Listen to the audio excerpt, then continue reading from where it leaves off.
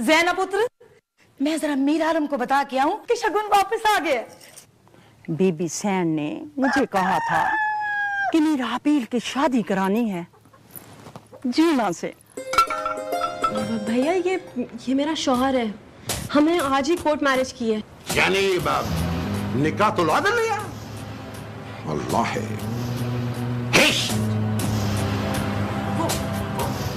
और ये भी गलत नहीं है कि तू बांझ जाए।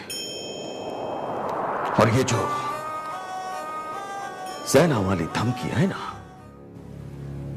सर ये मोहल्ले की बदनाम औरतें हैं, इनकी कई शिकायत मेरे पास आ चुकी हैं। और ये लड़की शाम को कहीं जाती है और रात गए आती है।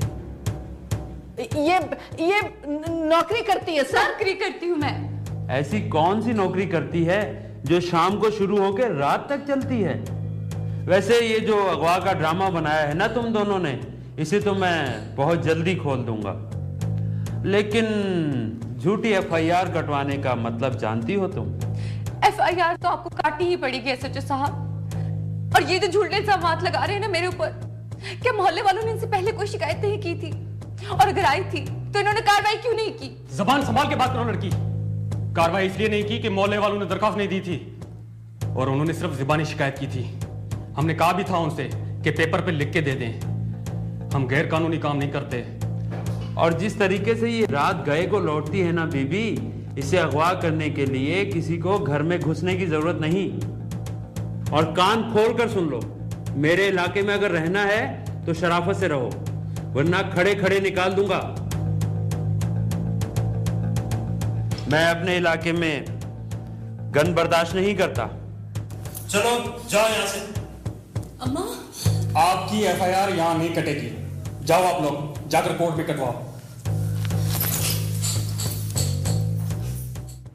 डैडी की डेथ के बाद भाभी ने भैया को प्रेशराइज कर कर दुबई बुलाया, सारा कुछ लुटवा दिया। भाभी रही थी यहाँ दुबई में, तब भी उनको तलाल मिला था। आई थिंक तलाल के किसी ऑफिस में उन्होंने काम किया है। हम यहाँ आए और तलाल को भाभी ने कफील बना लिया।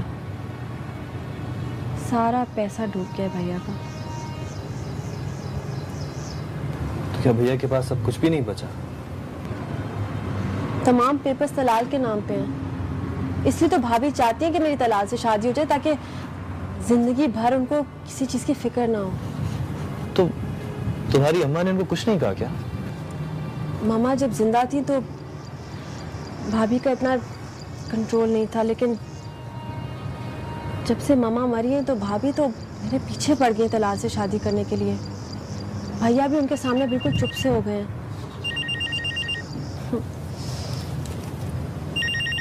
किसका फोन है? बाबा साईं। जी बाबा साईं, अस्सलाम वालेकुम। कैसा है पुत्र? जी बाबा साईं, बिल्कुल ठीक हूँ, बहुत खुश हूँ। अच्छा ये बताइए बीजी कैसी हैं? और हाँ, लाला का मसला हल हो गया? शुक्र है।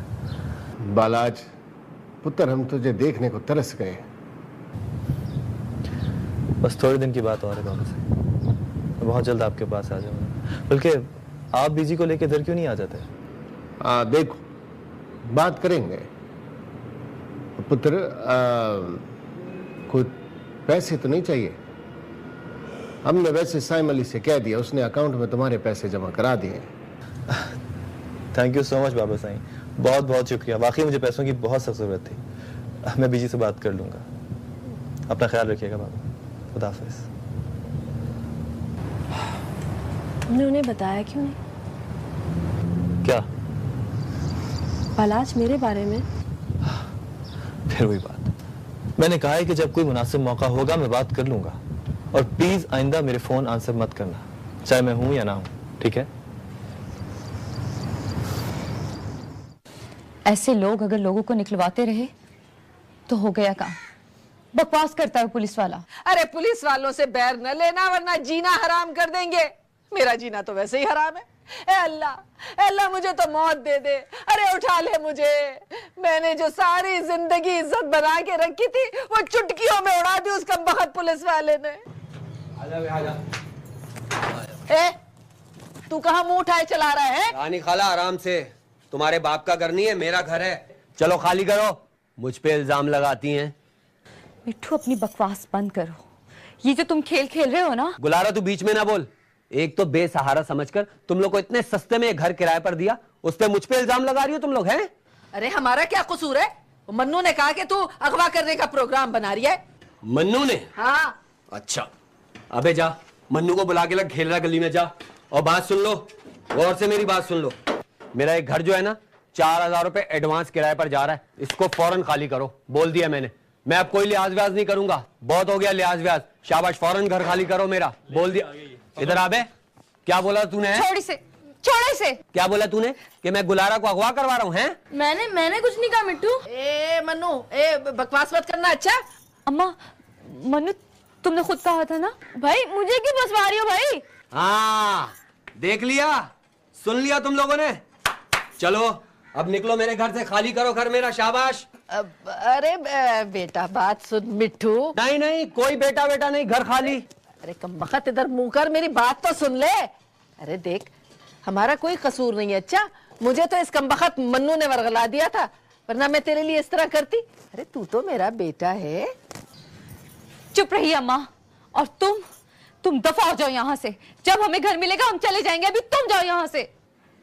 ठीक है, जा रहा हूं मैं, लेकिन 1 हफ्ते के अंदर अंदर घर खाली कर दो, वरना सामान उठाकर ना बाहर फेंक दूंगा। फिर नहीं कहना रानी भी। हाँ,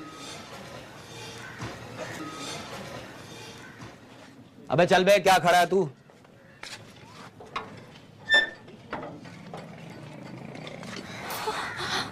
अरे कमबख्त मारी, तेरे बाबा ने घर खाली छोड़ा है ना जो ढूंढ लेंगे। अरे जरा सीधे मुंह बात कर लेती तो बात बन जाती। अम्मा बहुत कमीना है वो। कोई बात नहीं, मैं घर ढूंढ लूंगी, मिल जाएगा घर। चले जाएंगे हम यहाँ से। किराए आसमान से बातें कर रहे हैं, जा खुद जाके ढूंढ। मैं तो यहीं बैठी हूँ, घर ढूंढेगी। बीबी सैन ने मुझे कहा था कि मीर हाबील की शादी करानी है जूना से। अगर अभी भी मीर हाबील मान जाते हैं ना तो तेरे वारे न्यारे हो जाएंगे। मेरा पाँव। ठीक तो है ना? कहाँ ठीक हूँ, ऐसे ही रास्ते में आ गए। अगर मैं मर जाती तो? और मरी तो नहीं है ना? मरे तो गई हूँ।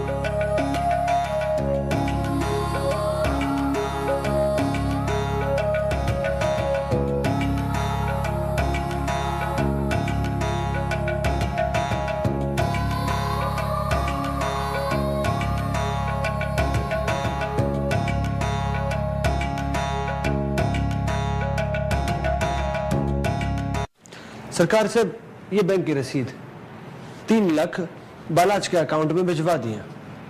बैठो पुत्र, तुम खुश हो ना? जी सरकार से। तेरे रिश्ते का क्या हुआ? जी सरकार से, वो मेरी लड़की की वालदा से तो बात हो गई है, और उन्हें मैंने कह दिया है कि मैं अब आऊंगा तो सरकार साहब को साथ में लेकर आऊंगा। ठीक है, हमें बता देना, हम जरूर चलेंगे। पर पुत्र तूने आने में देर कर दी।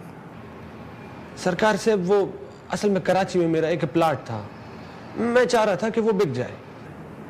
बिक गया? जी सरकार से, इसलिए आने में मुझे देरी हो गई। सरकार से अब मैं चाहता हूं कि शादी के बाद यहीं पर ही रहूं। आप मुझे प्लाट तो दे ही चुके हैं, यहां पर एक छोटा सा घर बना लूंगा। बहुत अच्छे। लड़कों को अपने मुस्तकबिल के बारे में संजीदा होना चाहिए। बिस्मिल्लाह करो, अगर कोई कमी बेशी रह गई हो तो हमें बता देना। जी सरकार से, शुक्रिया। पुत्र, वो फैक्ट्री के मजदूरों की जो कॉलोनी बननी थी उसका क्या हुआ? सरकार साहब, उस कॉलोनी का तो अभी तक कुछ नहीं हो पाया, क्योंकि मुझे तो मीर हाबील ने रोक दिया था। अब गालिबन मीर आलम ही उसके बारे में कोई फैसला करेंगे। ये कैसे हो सकता है? अच्छा, अभी उसके बारे में कोई फैसला नहीं करना, उसकी नीयत डलवाएंगे। जिस ठेकेदार ने हमारी पहली फैक्ट्री बनाई थी उसका क्या नाम है? वो सराय की चौक वाला मुख्तार अहमद नाम है उसका। हाबिल पुत्र, मुख्तार अहमद सही आदमी नहीं है। दूसरी बात यह है कि मैं कॉलोनी बनाने के हक में नहीं हूं।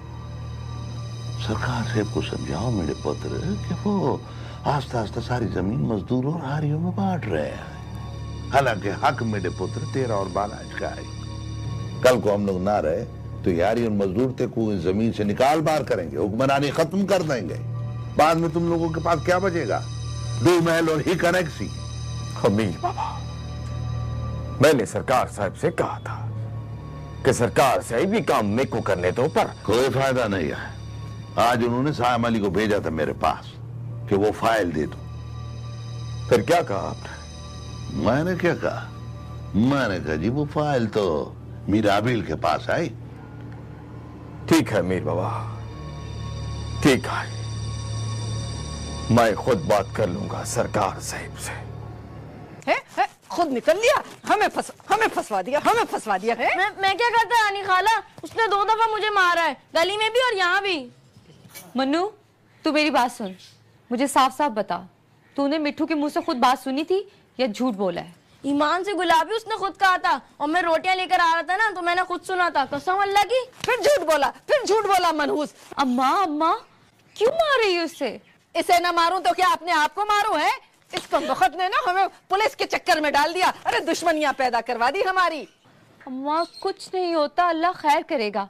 तुम तो यूं ही इतना हंगामा बर्पा कर रही हो।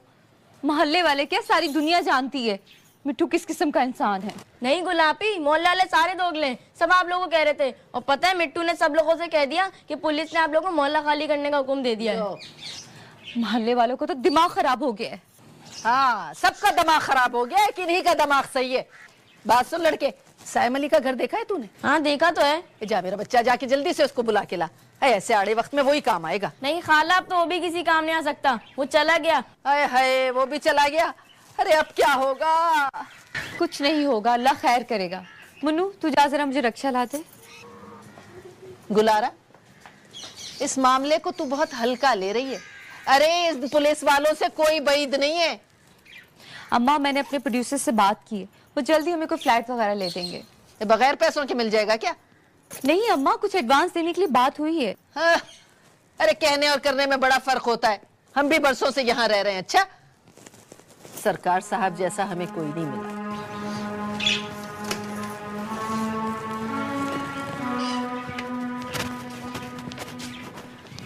अरे बात सुने जरा, वो फारूक है ना, अली का भाई, जा जरा उसको बुला के ला। अच्छा वो हीरोइन जी, उससे क्या काम है खाला?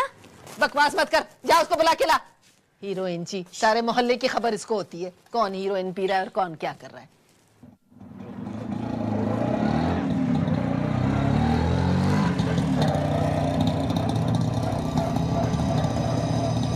ये कहाँ गई है? शो में? अबे दिन को कौन सा शो यार, इस वक्त तो रेडियो जाती है। शो तो रात को होता है ना, उसके लिए शाम को जाती है। बस एक काम कर दे यार, तू ज्यादा तंग मत करना, इसको समझा दे कि मुझसे शादी के लिए तैयार हो जाए और उसको बता के शादी करके इज्जत से रहे बस। वो तो मैं समझा दूंगा, मगर इसने मेरा नाम लेकर गलत कर दिया। तुम बताओ तुमने ऐसी हरकत की क्यों? ओ भाई कैसी बातें कर रहा है यार, मैं तो तेरे साथ हकीके में बैठा हुआ था। वो तो था, मगर मैं तुझे अच्छी तरह जानता हूँ मिठू, मेरी आंख से बचकर निकले होगे। अल्लाह पाक की कसम यार तू, ओ भाई मैं तो तेरे पहलू में बैठा हुआ था, भूल गया क्या? फिर ये हरकत किसने की, ऐसे कि हमें पता ही नहीं चला? यही तो मुझे समझ में नहीं आ रहा। मैंने बोला जरूर था यार, लेकिन मेरी इतनी हिम्मत नहीं है भाई। मुझे लगता है हमसे पहले ही कोई हाथ दिखा गया है। फिर ये दोनों झूठ बोल रही हैं। हाँ यार, इस बात के चांस ज्यादा हैं, ये मुझे फंसाने के लिए ना झूठ बोल रही होंगी। पता था, मुझे पता था कि अब ये नोटिस तलाल भेजेगा। एक बहन को तो तुम कंट्रोल नहीं कर सकते, दुनिया में क्या करोगे? सालिया, फजूल बातें मत करो। तुम्हें किसने कहा था कि तलाल से इस शर्त पर बिजनेस डील करो कि सेलिना की उससे शादी करवा दोगी तुम? इसमें शर्त की क्या बात है? सेलिना भी तो ऐश करती। जबरदस्ती की शादी में कोई ऐश नहीं करता। अगर मुझे मालूम होता कि ये सब कुछ होगा तो मैं बिजनेस डील ही ना करता। अब सारा इल्जाम मुझे मत दो। उस वक्त तो तुम्हें बड़ी खुशी हुई थी कि शेख तलाल सेलिना से शादी करना चाहता है। हाँ हाँ हुई थी खुशी मुझे, लेकिन अगर सेलिना अपनी मर्जी और खुशी से शादी करती तब। अब सेलिना ने अपनी मर्जी और खुशी से शादी कर ली ना, एक ऐसे लड़के से जो अपने घर वालों को ये भी नहीं बता सकता कि उसने शादी कर ली है। क्या मतलब है तुम्हारा? तुम मेरा मतलब बहुत अच्छी तरह समझ रहे हो। वो लड़का अपने घर वालों को ये तक नहीं बता सकता। अगर बताया होता तो घर वालों को बुला ना लेता। अब सेलिना को पता चलेगा कि खुफिया बीवी की तरह जिंदगी गुजारना किसे कहते हैं। बस करो बस, अब ये सोचो कि करना क्या है, क्या होगा अब? मैं सोचूं कि क्या करना है? और अब वैसे भी सोचने के लिए बचा क्या है? वाइंड अप करो और इंडिया जाने की तैयारी करो। फजूल बातें मत करो सालिया, मैंने इतनी मेहनत की है, इतना पैसा लगाया, छोड़ दूं सब कुछ? तलाल कह रहा था कि जो मेहनत की है उससे ऐश भी किए हैं तुम लोगों ने, और जो पैसा वो तो वो वापस देने को तैयार है। ये तो उसकी शराफत है कि वो वापस देने को तैयार है, नहीं देता तो? स्टॉप इट सालिया, छोड़ दो उसकी शराफत के गुनगाना और इंडिया चलने की तैयारी करो। और सुन लो, अब मैं जो कुछ भी कमाऊंगा ना, तुम्हें उसी में गुजारा करना होगा। Do you understand? तुम क्या कमाओगे और क्या गुजारा करना होगा?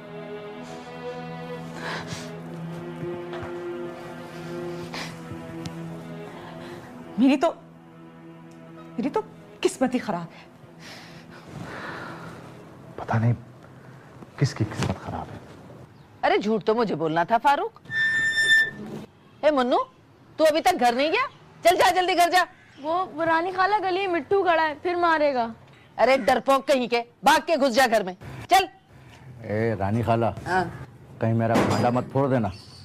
वैसे भी सब कुछ मैंने तुम्हारे कहने पर किया है। वो मेरा भांजा था ना जो मेरे साथ आया था, पूरे 1000 रुपये मांग रहा था, 500 देकर जान छुड़ाइए। अब लाओ मेरे पैसे दो। वही देने के लिए तो बुलाया है। ये ले, पूरे 3000 हैं, रख ले। वाह खाला वाह, बहुत अमीर हो गई हो तुम। अरे बावला हुआ है क्या? कमेटी निकली थी 5000 की, 3 तुझे दे दिए, 2 अपने खर्चे के लिए रखे। बात सुनना फारूक, ये जो तुम्हारा भांजा था, अरे ये कहीं कुछ बता तो नहीं देगा ना? अरे खाला कैसी बातें करती, वो भला कैसे बताएगा? अरे वो तो मिट्टू को जानता ही नहीं, और ना वो आज तक बुलारा से मिला है। वैसे भी खाला वो पिंडी वापस जा रहा है। अच्छा, ये तो बड़ी अच्छी बात है। वैसे एक बात बताओ खाला, तुमने इतना बड़ा ड्रामा किया क्यों था? अरे ये ड्रामा इसलिए रचाया था कि शायद लड़की डर जाए और ये सोच ले कि इस घर में मर्द का होना जरूरी है, मगर कुछ भी नहीं हुआ। तो तुम्हारा वो भांजा कहाँ है? अरे भावल नगर में है, बड़ा अमीर आदमी है। अरे इस कमबख्त के तो वारे न्यारे हो जाते, मगर माने तब ना। बस खाला, अब तो किसी मजार पे जाके मन्नत मान लो, आज के बाद ऐसा खतरनाक ड्रामा मत करना। अरे भैया, मैंने तो ये सोचा था कि एक तीर से 2 शिकार हो जाएंगे। इस कमबख्त मिट्टू से भी जान छूट जाएगी और लड़की भी ठिकाने लग जाएगी। मगर क्या करें, हमारी किस्मत ही खराब है, न ये हुआ न वो हुआ, बेटा फंसी गए।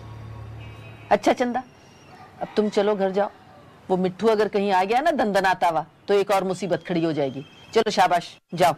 अच्छा खाला, मैं तो जा रहा हूँ, मगर तू याद रखियो कि किसी को भिनक ना पड़े कि उस रात मैंने। चुप, दीवारों के भी कान होते हैं, और ये तो मिट्ठू का घर है, इसकी दीवारें तो खास तौर पे हमारी बातों पे कान लगाए रखेंगी। चलो जाओ तुम, शाबाश। अच्छा खाला, वैसे भी मैं हैदराबाद जा रहा हूँ, अब तो महीनों बाद ही आऊंगा, इसलिए हिम्मत कर ली थी मैंने। ठीक है। सरकार साहब, हमें फैक्ट्री के लिए जमीन और चाहिए, एक गोदाम भी बनाना है। अगर आप उस जमीन पे कॉलोनी बना देंगे तो। मीर हाबिल, तुम अच्छी तरह जानते हो कि हम कॉलोनी हमेशा फैक्ट्री के नजदीक बनाया करते हैं ताकि मजदूरों को आने जाने में आसानी हो। लेकिन सरकार से जो परेशानी हमें होगी। कोई परेशानी नहीं होगी पुत्र, तुम गोदाम गाजियाबाद की जमीन पर बना सकते हो, तुम्हारी गाड़ियां सामान ला सकती हैं और ले जा सकती हैं, लेकिन मजदूर मीलों मील पैदल नहीं चल सकते। सरकार साहब, गाजियाबाद तो। हम बहस नहीं कर रहे,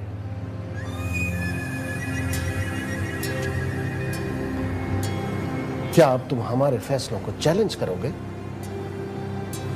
या हम इतने कमजोर हो गए हैं कि हमारे फैसलों को किसी खाते में नहीं डाला जाता? ना सरकार साहब, ना, ऐसी बात नहीं है। मैं तो बस सिर्फ आसानी के लिए कह रहा था। आसानियां दूसरों के लिए पैदा करो ताकि तुम्हारी मुश्किलें आसान हो। और हम कॉलोनी का ठेका मुख्तार अहमद को दे चुके हैं, अब काम नहीं रुकना चाहिए।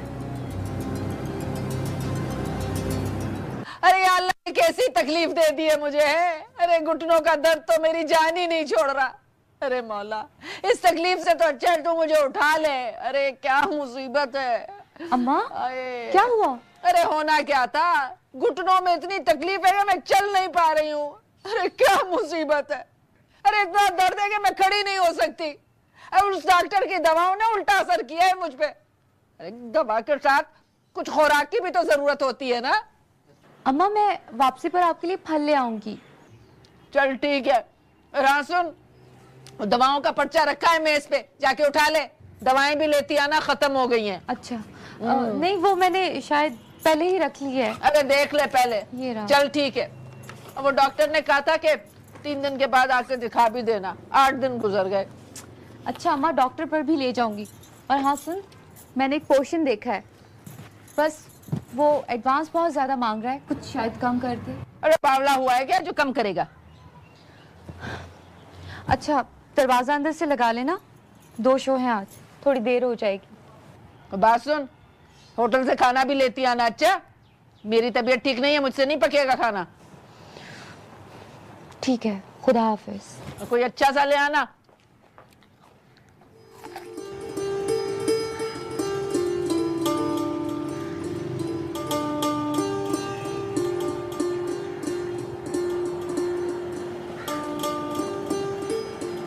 यारी देख,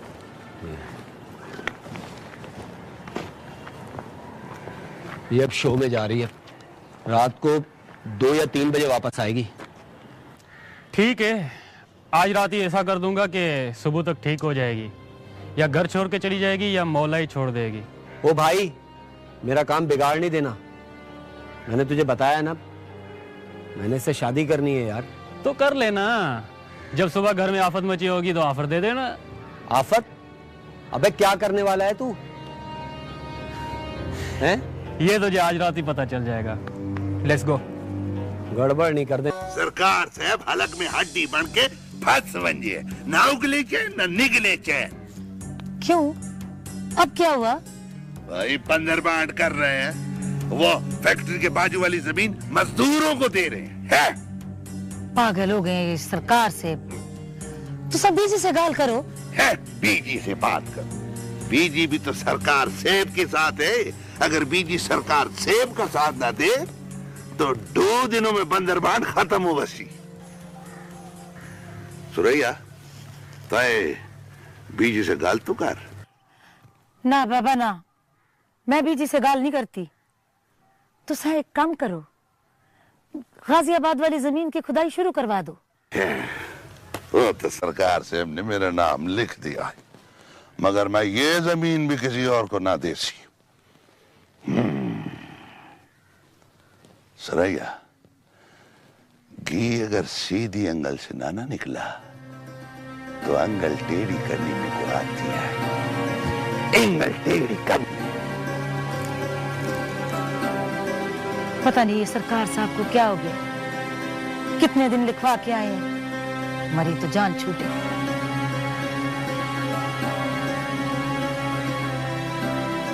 सलाम अलैकुम सरकार साहब। आओ अफजल खान, आज खैरियत? सुबह सुबह आए हो? खैरियत है साईं। आओ।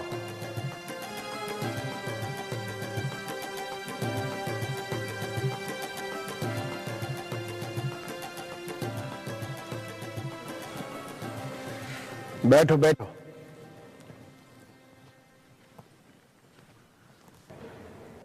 बोलो। सरकार साहब, आप हमारे माई बाप हैं, हमारा सहारा हैं। साईं, बुरा वक्त आप तक ले आता है। ऐसी बातें ना करो अफजल खान, अल्लाह ना करे किसी पे कोई बुरा वक्त आए। सरकार साहब, गरीब आदमी हूं, एक बूढ़ी माँ है, एक बहन है, बीवी है, 2 छोटे बच्चे हैं। हम जानते हैं सब। सरकार साहब, मैं यहाँ पर किसी की शिकायत करने नहीं आया, अपनी मजबूरी बताने आया हूँ साईं।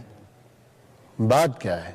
सरकार साहब, आप तो जानते हैं मैंने मीर आलम साईं से कुछ जमीन ठेके पर ली थी। सरकार साहब, मीर आलम साईं से जो पैसे तय हुए थे मैं 3 बरस से बराबर दे रहा था। इसके अलावा पानी का मसला भी हुआ, फसल भी खराब हुई, मगर सारा नुकसान मैंने खुद बर्दाश्त किया और मीर आलम साईं को लगी बदी रकम पहुंचाता रहा। साईं, अब अचानक उन्होंने ज्यादा रकम का मुतालबा कर दिया है। सरकार साहब, सारा साल मेहनत करने के बावजूद इतना नहीं बचता कि उसे ज्यादा रकम दे सके। ये मुतालबा मीर आलम ने कब किया? सरकार साहब, कल वो जमीन पे आए थे और कह रहे थे अगर रकम ज्यादा देनी हो तो जमीन अपने पास रखो, वरना जमीन छोड़ दो। साईं, मैं मर जाऊंगा, मैं कैसे उसे रकम ज्यादा दे सकता हूं? नहीं, तुम वही रकम दोगे जो तुम देते रहे हो।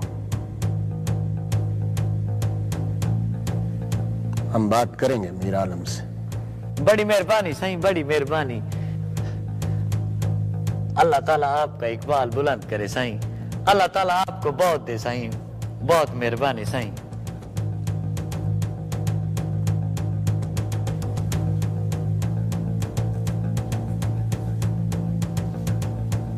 किस चीज की कमी है तुम्हें? खुदा ने इतना कुछ दिया है तो उसका हक अदा करना भी सीखो। हमेशा याद रखो कि खुदा देने वाले को दिया करता है, सिर्फ मांगने वाले को नहीं दिया करता। सरकार से बहु दिया है आपने, बहु दिया है आपने। इतना दिया है कि अब हारी और मजदूर हमारे मुंह को आ गए। सरकार साहब, आपने इतना दिया है कि अब उनमें और हम में कोई फर्क भी नहीं रहा। उनमें और हम में कोई फर्क है भी नहीं, है तो सिर्फ इतना कि खुदा ने हमें बेपनाह दौलत देकर उनमें सरफराज कर दिया है। इस सरफराजी को तकब्बर मत बनने दो, उसे तकब्बर पसंद नहीं है। सरकार साहब, मैं तकब्बुर नहीं कर रहा हूं। तौबा तौबा तौबा। सरकार साहब, बात यह है कि जब मैंने जमीन का टुकड़ा अफजल खान को दिया था ना, उस वक्त रुपए की कदर इतनी थी जितनी अब आए। अब तो फसल भी दुगनी हुई है। सरकार साहब कम से कम इस जमीन पे मेरा हक तो तस्लीम करे। मेरे को इतना तो हक दे दे कि मैं अपनी जमीन का खुद फैसला कर सकूं। क्या फैसला करना चाहते हो?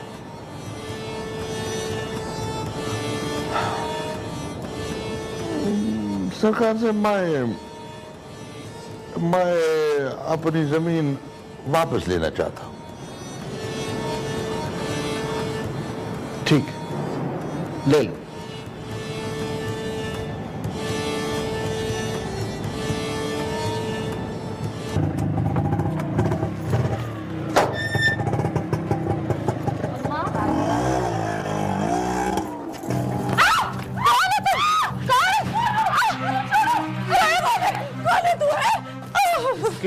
आशिक है आंटी जी। चुप कर, चुप कर।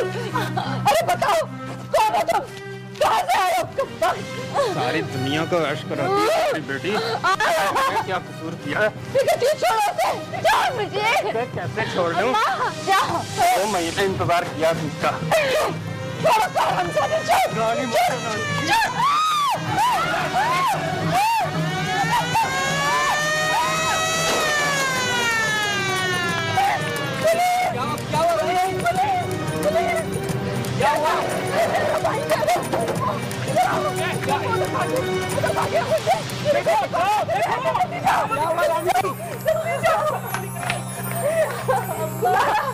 क्या हुआ क्लारा? क्या हुआ? कुछ नहीं हुआ, कुछ नहीं हुआ, कुछ नहीं हुआ। तुम सब मिले हुए हो, तुम सब एक जैसे हो। अम्मा ये सब मिले हुए। देखो बीबी, अकेली औरतों का इस तरह से घर में रहना बहुत खतरनाक है, और तुम जैसी लड़की तो शादी वादी कर लो ताकि बर्बाद होने से बच जाओगी। सर वो लोग भागे सर।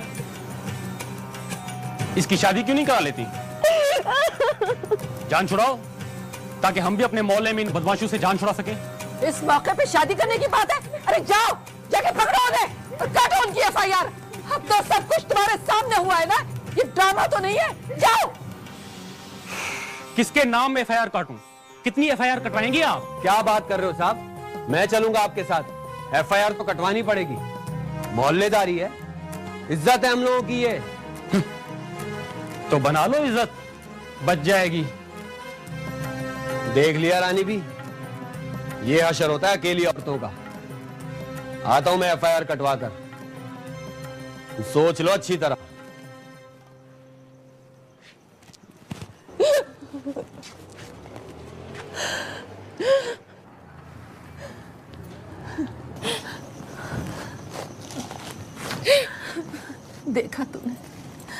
देखा तूने थाने जाने का अंजाम देखा ना। अब तो ये लोग हाथ धो के पीछे पड़ जाएंगे। मुझे ये सारा चक्कर उस पुलिस वाले का लगता है। खुदा की कसम, उसकी आंखों में ऐसी खबासत थी जो मुझे तो नजर आ गई, लेकिन तुझे नजर नहीं आएगी चंदा, तुझे नजर नहीं आएगी। अब तो जिंदगी और अजाब बन जाएगी, जीना मुश्किल हो जाएगा। आदमी पेट तो ढांप लेता है, फाका नजर नहीं आता, पर अकेली औरतों के घरों से उठने वाली चाप मोहल्ले वालों को भी जगा देती है। अरे पूरा मोहल्ला तमाशा देख रहा था, लोग दरवाजों पर खड़े थे। बहुत बेइज्जती हुई है हमारी। गुलारा इस बेइज्जती के साथ मैं जिंदा नहीं रह सकती, मैं जिंदा नहीं रह सकती। अरे मुझे कहीं से जहर ला दे मुझे जहर। क्या करूं मैं अम्मा, क्या करूं? कैसे इज्जत बचाऊं, कैसे इज्जत बचाऊं? क्या करूं?